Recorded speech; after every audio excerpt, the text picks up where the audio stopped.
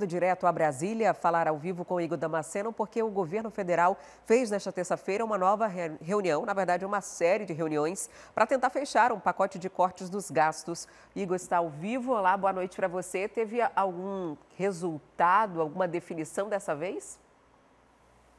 Ainda não, Adriane. A gente segue na expectativa para saber quais serão os ministérios mais afetados, viu? Boa noite a você, boa noite também a todos que nos acompanham.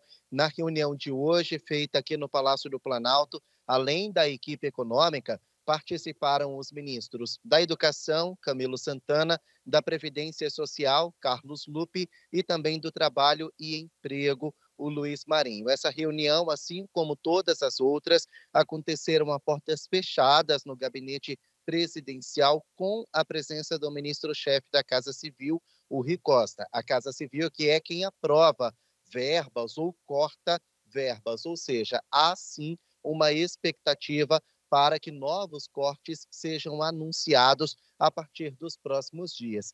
Até o momento, não houve nenhum assunto concreto, não houve nenhum anúncio feito pelo governo federal. Mas em nota divulgada pelo Ministério da Fazenda, esses ajustes estão sendo apresentados ao presidente Lula, que é quem vai bater o martelo com o ministro Rui Costa. A nota do Ministério da Fazenda diz ainda que os ministros estão sendo chamados para essas reuniões para apresentar quais são os programas considerados prioritários das pastas e também apresentar os resultados obtidos até o momento. Ontem foi a vez da ministra Nízia Trindade, da Saúde, também prestar esclarecimentos aqui no Palácio do Planalto.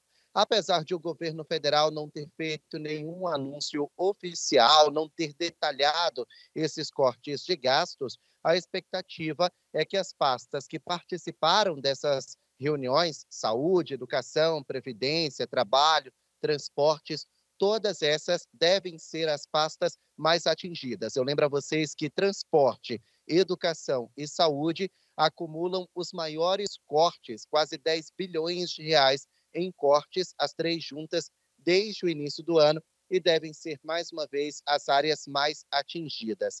A ministra do Planejamento, Simone Tebet, já disse que o governo federal tem 30 projetos que devem ser ou cortados ou reduzidos. Está na lista, por exemplo, o combate aos supersalários dos servidores públicos. Só que, para isso, é necessário o aval do Congresso Nacional. Por isso, esses cortes eles não devem ser feitos por decreto, a canetada, como a gente já está acostumado. Esses cortes vão ser anunciados na forma de proposta de emenda à Constituição. E, por isso, é necessário o aval do Congresso Nacional, porque vai ser promulgado por Rodrigo Pacheco. Hoje, o presidente do Senado falou sobre esse assunto. Vamos ouvir. Extinguir gastos necessários, combater desperdício, combater privilégios. Eu considero isso muito importante, não só sob o ponto de vista fiscal, mas sob o ponto de vista ético. E em relação aos chamados supersalários, é evidente que eles precisam ser combatidos, precisam ser extintos no Brasil, o que não significa que nós precisemos desestruturar carreiras. As carreiras de Estado não podem ser carreiras que sejam pautadas pelo desestímulo, ou pela falta de proteção, ou pela falta de prerrogativas. Nós precisamos de profissionais independentes, autônomos, que tenham boa condição remuneratória e carreiras estimulantes.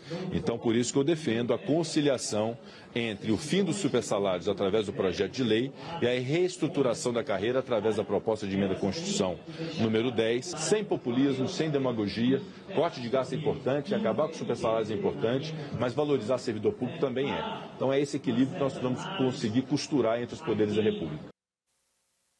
Bom, e esses cortes no orçamento, eles servem para dar uma acalmada no mercado financeiro que está preocupado com o equilíbrio fiscal do Brasil. E aí vira uma bola de neve. Se as contas públicas estão um pouco desajustadas, o mercado financeiro fica nervoso, fica desconfiado.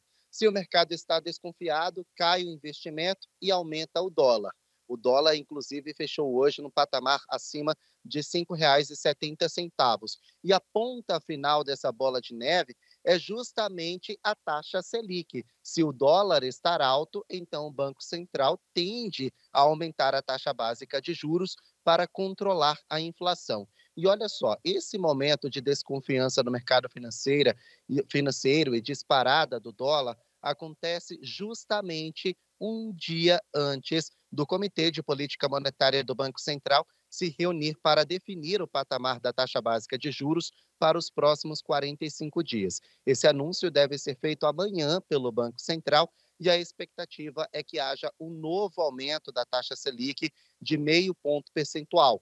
Atualmente está em 10,75% e a partir de amanhã a expectativa é que o Banco Central eleve a taxa básica de juros para 11,25%, considerada a segunda maior do mundo, e serve justamente para controlar a inflação, justamente porque o mercado financeiro está preocupado com as contas públicas. Então, o Ministério da Fazenda, o Palácio do Planalto estão pressionados pelo Banco Central e pela comunidade internacional para apresentar esses novos cortes e, assim, devolver a credibilidade ao Brasil. Por isso, o ministro Fernando Haddad disse que esses cortes devem ser apresentados antes da segunda quinzena de novembro. A gente segue acompanhando, porque está dando o que falar e a economia brasileira está sendo afetada nesse fim de ano, Adriane.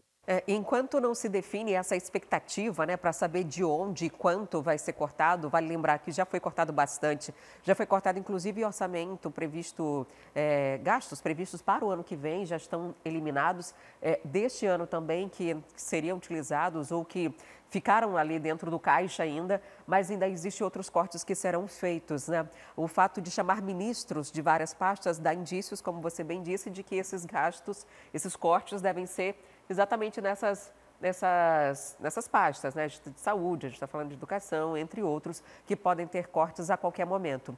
E isso, de alguma forma, vai dando uma tranquilizada no mercado, pelo menos nessa expectativa, porque há agora a possibilidade do corte. Quando o ministro Fernando Haddad disse que não havia essa previsão, a gente viu o dólar disparar. Tem outros fatores, claro, mas isso também influenciou diretamente. Agora, Igor, sempre se fala de equilíbrio da meta fiscal, atingir a meta fiscal. O que acontece se essa meta não foi atingida?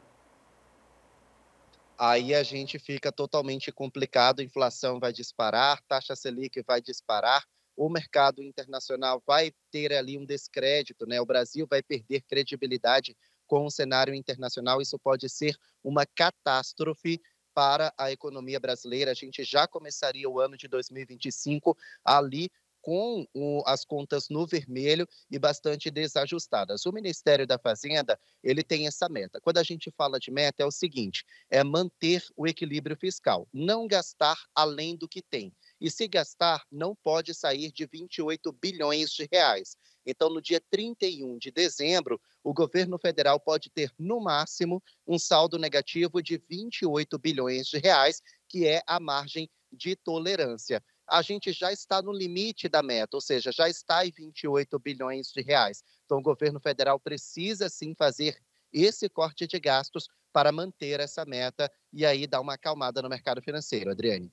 Obrigada por sua participação. Hoje vai ser só essa, porque é seu aniversário, né? Então, a gente vai te parabenizar. É um presente para a gente ter você na equipe. Quer ficar por dentro de todas as notícias da programação de A Crítica? Então já se inscreve no nosso canal, ativa aí o sininho para receber todas as notificações e não perder nenhum conteúdo. E até o próximo vídeo.